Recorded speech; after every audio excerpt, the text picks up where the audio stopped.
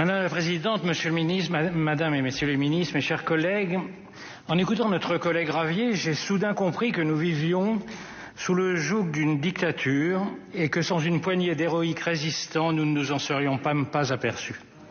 On nous a tous inoculé dès notre plus jeune âge le DT polio et depuis, Agnès Buzyn, cette autocrate, a rajouté 8 vaccins obligatoires. Le carnet de vaccination, ancêtre du pass sanitaire, instaurait un contrôle généralisé de la population.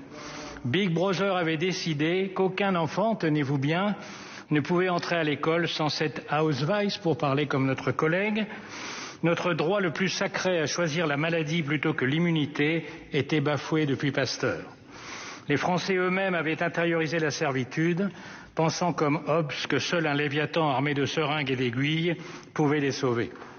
Heureusement, comme Zorro, Facebook et Twitter sont arrivés, permettant à une avant-garde éclairée de se regrouper contre le totalitarisme vaccinal.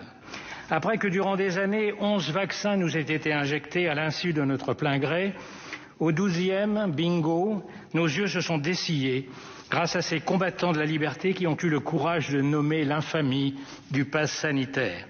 Apartheid pour Florian Philippot, coup d'État pour Asselineau, discrimination généralisée pour Coquerel et ce soir enfermement généralisé pour Ravier.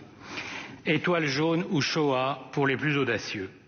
En définitive, la meilleure preuve des progrès de l'humanité, c'est qu'en 2500 ans, nous sommes passés de Socrate sur l'Agora à Francis Lalanne sur Facebook. Quel dommage que les réseaux sociaux n'aient pas existé plus tôt pour défendre contre les dictateurs de la piqûre la liberté de mourir en harmonie avec la nature et ses dons, parmi lesquels nos compagnons de toujours, la variole, la poliomyélite, la peste et le choléra, qui ont permis aux plus grands auteurs, Camus, Giono, Thomas Mann ou d'autres, d'écrire les chefs-d'œuvre immortels de la littérature de pandémie. La variole a disparu, le Covid, lui, a des chances de survivre grâce à tous les résistants numériques qui exigent le droit d'attraper le virus et de le combattre comme les Polonais de 40 contre les chars soviétiques, à la seule force de leur poitrine et de leurs mains nues, et le seul secours de l'hydroxychloroquine, parfois renforcé par un médicament redécouvert, le Ricard. Les anciens mouraient le poing levé sur les barricades en chantant l'Internationale. Nos héros sont prêts à mourir le poing levé dans les discothèques au son de Staying Alive. Comment ne pas admirer aussi cette députée ayant fait le choix cornélien de fausser compagnie à la majorité sans laquelle elle n'aurait jamais été élue et de haranguer, telle la liberté guidant le peuple, les foules de résistants à la dictature sanitaire en les invitant comme Henri IV à se rallier à son panache blond et d'envahir les permanences de ses collègues favorables au pass sanitaire. Je voudrais, très sérieusement cette fois, implorer qu'on veuille bien nous épargner cette mauvaise querelle sur les libertés. Ce n'est pas le gouvernement, le pouvoir médical ou les partisans de la vaccination obligatoire qui les restreignent, c'est la pandémie. Loin d'être un viol de notre liberté, les mesures annoncées sont les conditions de son rétablissement. Vaccination accélérée ou confinement dans 2 mois, voilà l'alternative qu'ont très bien comprise la grande majorité des Français, qui réalisent que c'est en bornant quelques libertés aujourd'hui qu'on a une chance d'en sauver de bien plus précieuses en septembre. C'est donc ce que nous allons faire. Et ce choix ne fait pas du président un dictateur, mais un décideur. Il ne fait pas du Parlement un rassemblement de tyrans, mais une assemblée de responsables. Cette décision est-elle difficile? Elle est au contraire limpide. Le vaccin est une prouesse scientifique que des milliards d'êtres humains attendent désespérément d'obtenir. Quel gouvernement serait assez irresponsable pour ne pas le proposer à tous, le plus vite possible, et protéger en attendant ceux qui ne le sont pas encore? Il ne reste donc que des questions de méthode, ce qui ne les rend pas plus simples pour autant. Et d'abord, faut-il choisir la vaccination obligatoire pour tous ou le durcissement du pass sanitaire? La première solution a l'avantage de nombreux précédents et de la simplicité du message.